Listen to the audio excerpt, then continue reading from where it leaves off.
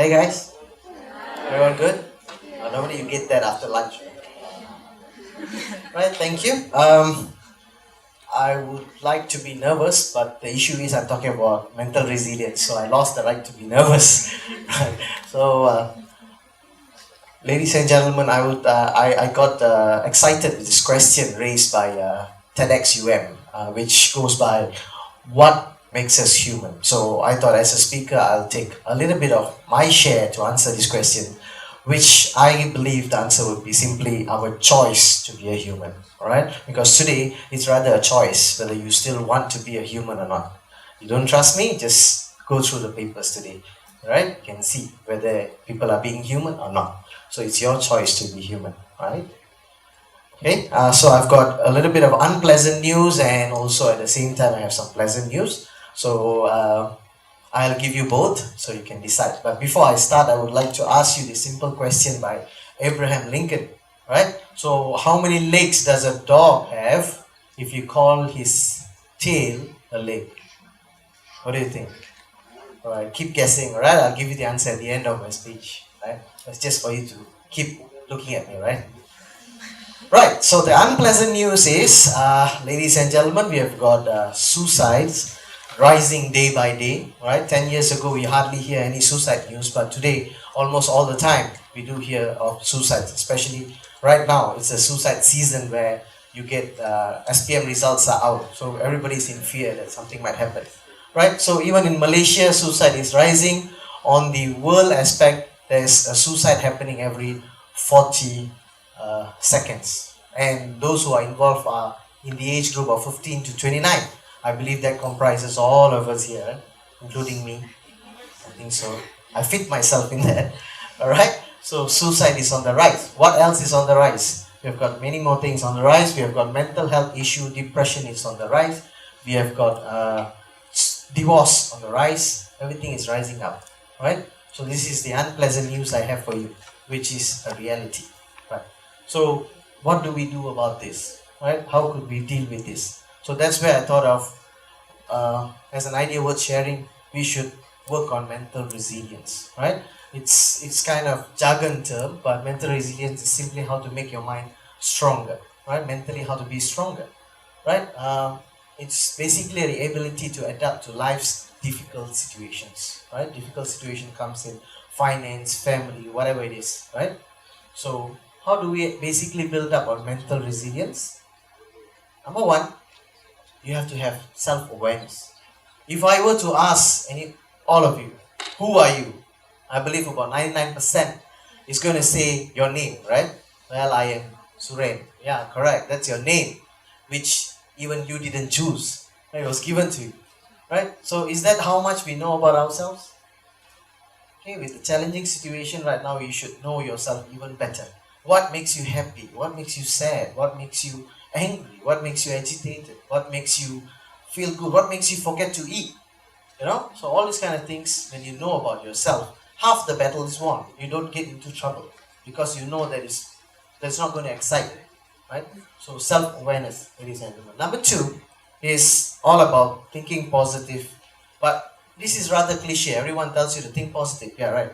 Until we have studies that showing that thinking positive could also be a fallacy, right? But then there is a twist to it, right? So at the same time, you should couple thinking positive with thinking rational, right? So how do you think positive? Right? Let me give you a scenario. If you lose a key, you lost a key. How do you look at it positively? Well, positively, you're going to get a new set of keys, right? Right. And the other side of it, you're going to be more careful not to lose things after this. But it's not just that. That is very surface. So how do you avoid thinking negative? I'll give you a trick. Negativity comes into your mind in the form of questions. Alright? Say you lose your key or something happened to you, you failed an exam. Questions comes in. Why did that happen? Right? So how do you identify this? Is that if you could answer that question in a jiffy, right immediately, because I didn't do well, because I didn't work hard enough, you just ward it off so it doesn't turn into negativity. But then the trick is, when you linger with this question, well, it always happens to me. I am rather unlucky, and things go on and on. That is where negativity eats you up, right? It sucks up all your energy, right? So whenever there's a question in your mind, try to answer it right, spot on, without delaying. When you delay, negativity comes in. Because as humans, we tend to have a lot of negativity with us. If I were to ask you to take out a piece of paper and list 10 things good about you, you can definitely start off with 1, 2, 3, 4, 5. What else, huh? Then you turn to ask around. What do you think? Huh? But if I say list down 10 bad things about you, you might be asking extra papers. Yes, that is nothing wrong with you. That is how we are. You know? We tend to think negative. Now, thinking rational is a way that you think with logic, right? In a way that you think you put in a responsibility into it, accountability into it. So, what do you say when you lose the key? Do you say the key got lost, or do you say I lost the key? Key got lost. You say I lost the key. That is very rational because you are taking the accountability of losing that key. That's a rational answer there. You see? So that's the trick. So don't go on saying the key got lost. The key never had legs to just walk away. Right? Next, we stick to reality. This is something I would really like to emphasize on. Right? Life is getting virtual every day by day. You're getting virtual day by day. I believe all of you will have more than 1,500, 2,000 friends online. Right? On your social medias. We hardly look up in LRT and train stations. We hardly look up. Everybody is always down. Right? But what happens when your battery goes out and you don't have a power bank? The last time I asked that question, what happens when your battery goes out? Somebody said, I got power bank. Right? Okay, you don't have a power bank. Only then we tend to look up and realize, where am I? Oh, I'm in 10. And you realize somebody is there with you having a meal. Right? So you have to recall yourself that just like a tree, I like to use this tree. Right? The branches may reach out to the skies, but the root is always on the ground. So your reality is who is with you physically. Right? So not everything is virtual. And life is not as easy as it sounds. Right? Next, this is a crucial part. We have to manage our emotion. Right? I believe some of the speakers also touched on this. How do we manage emotion? Right? Who decides what do you feel? Who decides you feel happy? Who decides you feel angry? Who decides you feel bogged down? Who decides? Yourself. That's what we say, myself. But is that what we are doing? You come early in the morning, coffee is bad, you get angry the whole day. Right? You say good morning to someone, they just ignored you and then you get fussed up the whole day. Right? So it's just like you are creating a remote to your emotions, making copies of it and just giving it to everyone. Your friends, your neighbors, cat, dogs. You know?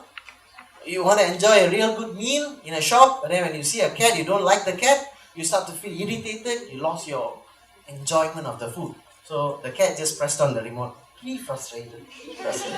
And you were like, yeah, I'm frustrated. Take the remote back to you. Take the remote back to you. You decide what really you want to feel.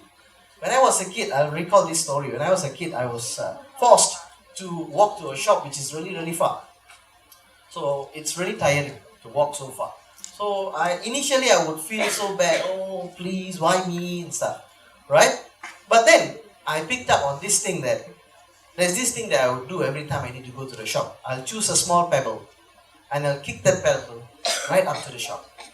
And when I purchase my stuff, on the way back, I'll kick the pebble back. So what happened, instead of focusing on how far the shop is, and it's tiring, it's hot, my aim was to bring the pebble to the shop and bring it back. You get what I mean? So instead of being bogged down, I was having this challenger spirit. Can I do it? Right. So you just shift your emotion. Right? That's one thing that you can do. And the next thing is you have to expect less. Right? If anyone were to come up to you and say, don't expect anything in life, you get disappointed. That is a fallacy, my friends. Right? You can't really run away from expecting, and you can't really run away from people expecting something from you, right? You really can't do that away. So all you can do is that keep your expectation less and in a controllable way. 1. Number 2, always pair your expectation with the package of when you expect, part and parcel of life is disappointment. So be ready to be disappointed. It's okay. It happens every now and then. What happens when you say you don't want to get disappointed, but at the same time you have expectation? It's not going to work. It's going to bog you down, right? So expect less. And this, I would really, really like to emphasize to all of you, that effort and perseverance is something that you have to really, really hold on. Because we are facing this illusion of convenience. Yes, I agree, life is more convenient now, right? You can buy things online, you can do everything online. Your parents were searching for a job through classifieds, newspapers, and walking around. And you are now searching for jobs on portals and stuff. But the point is, both people still search. You get what I mean? It doesn't mean when it's convenient, it's easier. Life is not easier. There's still effort needed, right? So if you are into a relationship, you need to put in the effort. If you are into a job, you have to put in the effort. If you're into studying, you have to put in the effort. It's not, don't be carried away that everything is convenient. I want it to happen. One story to share with you on relationship. There was this very quick one. There was this elderly woman purchasing some stuff. So she is noticing this cashier, very young lady, who has got teary eyes. So this elderly woman asked her, "What happened? You look sad." So this cashier said, "Well, I'm into my divorce. I'm sad." So the cashier asked the elderly lady, "You seem happy. How long are you married?" She said, "I'm married for 35 years. And she was surprised. She said, "How do you do that?" And the elderly lady very beautifully said, "It's simple, dear. I was born in the times where something goes wrong, I fix it. You were born in the time where something goes wrong, you change it." Effort. You get what I mean? Get what I mean? You have to have effort in your relationship with someone. Whatever you do, everything needs effort. Right, so after all this, you still have to know what is the damage that will happen if you're unable to cope up with the complexity of life. You have to understand what is the risk that you are facing. Like I initially said, depression, mental health, suicidal thoughts, ideations and stuff. You have to know all this, right? Don't just get caught up like, yeah, it's happening, but I won't be fitting into that statistic. It won't happen to me. No, it might happen to you, it might happen to me. So when you know what is the damage, then you will be more alert, right? And once you know the damage, the next thing that you need to do is that you will definitely need to channel out, right? You need to channel out to someone. Talk to someone. If you're facing some situation, share it with somebody trustworthy, right? You can talk to your friends, your family, don't treat your heart and soul like a garbage bin where you put every bad things inside.